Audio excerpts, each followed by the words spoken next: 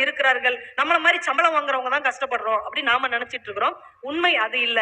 ஒரு மாச சம்பளத்துக்கு கஷ்டப்பட்டு வேலை பார்த்தாலும் கூட மாசத்துல ஒரு 10 நாளாவது நமக்கு கிடைக்கிற நிம்மதி கோடீஸ்வரராக இருக்கிற அவர்களுக்கு நிச்சயமாக இல்லை என்பதுதான் உண்மை. உண்மை. யார் அதிகமா பணம் வச்சிருக்கிறானோ, உலகத்திலே யார் அதிக பணம் வச்சிருக்கிறானோ அவனும் தன் கையில ஒத்த பைசா கூட பணமே இல்லாம ஒருத்தன் இருப்பான்ல. இந்த 2 பேரும் ஏதோ ஒரு நேர்கோட்டில் ஒன்றுதான். ஏதோ ஒரு நேர்கோட்டில் இவர்கள் ஒன்று சேரத்தான் செய்கிறார்கள். 2 பேரும் சமந்தான் அப்படின்னாரு. அவனுக்கு ரொம்ப ஆச்சரியமா போச்சு.